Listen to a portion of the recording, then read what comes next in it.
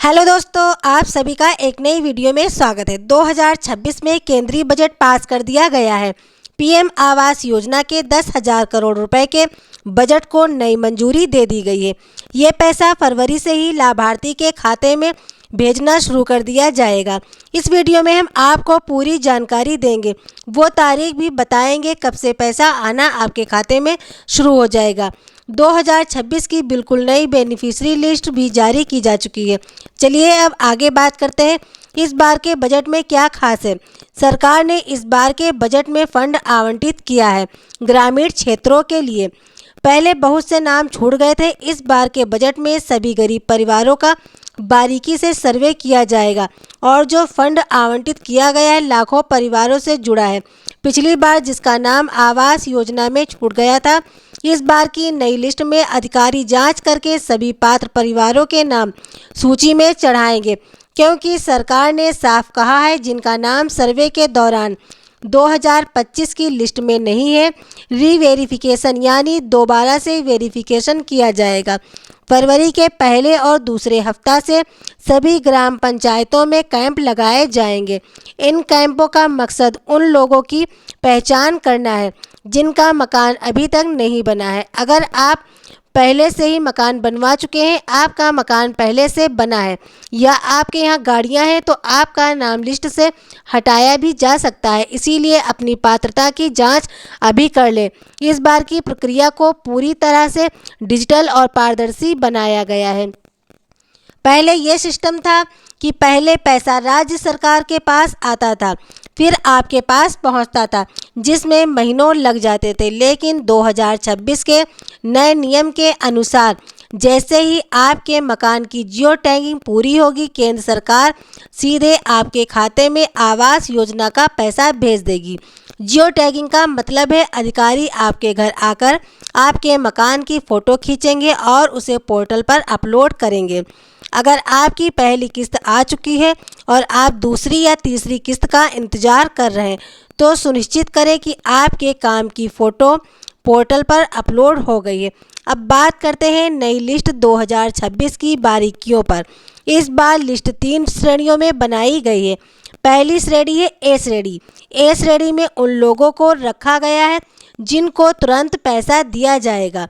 B श्रेणी में उन लोगों को रखा गया है जिनके कागजात में थोड़ी कमी है, और सी श्रेणी में उन लोगों को रखा गया है जिनका वेरिफिकेशन अभी बाकी है। इसके साथ ही शहरी आवास योजना के लाभार्थियों के लिए बहुत बड़ी खुशखबरी है। शहरों में जो फ्लैट बनाने के लिए सब्सिडी मिलती थी, उसे 2026 में बढ़ाकर अब और भी आसान कर दिया गया है। अगर आपकी सालाना आय 3 से 6 लाख के बीच है, तो आपको 4% तक भारी छूट मिलेगी। जिन लोगों ने अभी तक आवेदन नहीं किया है, वो PMAY की अर्बन वेबसाइट पर जाकर नया फॉर्म भर सकते हैं। याद रहे, फॉर्म भरते समय अपना मोबाइल नंबर वही दें जो आपके आधार से लिंक है। पात्रता की शर्तों पर बात करें तो आपके परिवार में कोई सरकारी नौकरी पर है या नहीं, आपकी मासिक आय 15 से ज़्यादा है या आपके पास 2.5 एकड़ से ज़्यादा ज़मीन है, तो आप इस योजना के पात्र नहीं होंगे।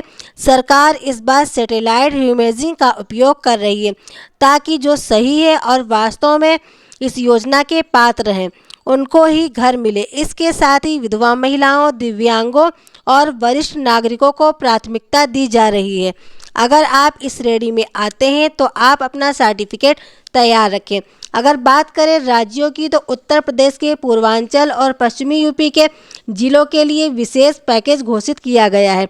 बिहार के उन जिलों में जहां बाढ़ की वजह से मकान गिर गए थे, वहां सर्वे टीम को दोबारा भेजा जा रहा है। राजस्थान और मध्य प्रदेश में भी नई लिस्ट के अनुसार आवंटन शुरू हो चुका है।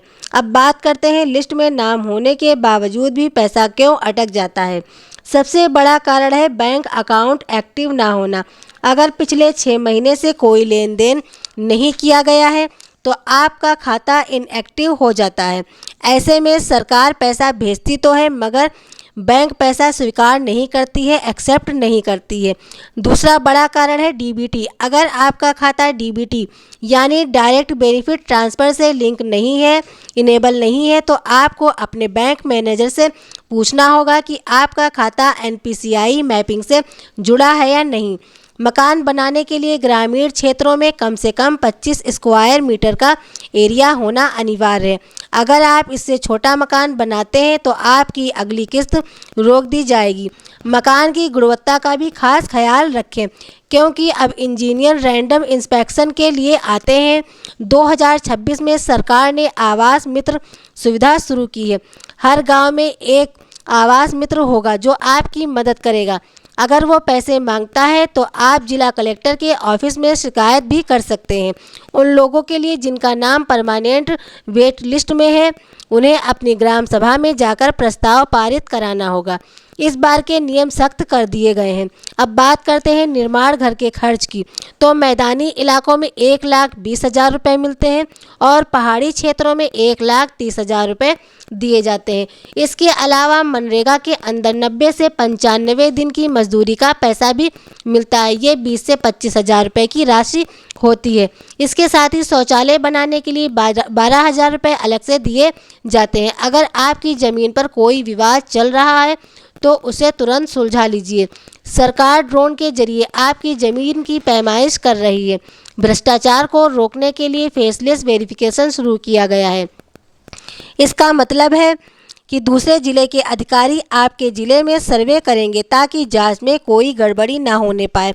अब बात करते हैं वो तारीख कौन सी है। सूत्रों के अनुसार बताया जा रहा है 8 से 10 फरवरी तक एफटीओ यानी फंड ट्रांसफ़र ऑर्डर जनरेट किए जाएंगे और ठीक 12 फरवरी से आपके मोबाइल पर मैसेज आना शुरू हो जाएगा। 12 फरवरी वो तारीख है जब करोड़ों लोगों के खाते में एक साथ पैसा ट्रांसफ़र किया जाएगा।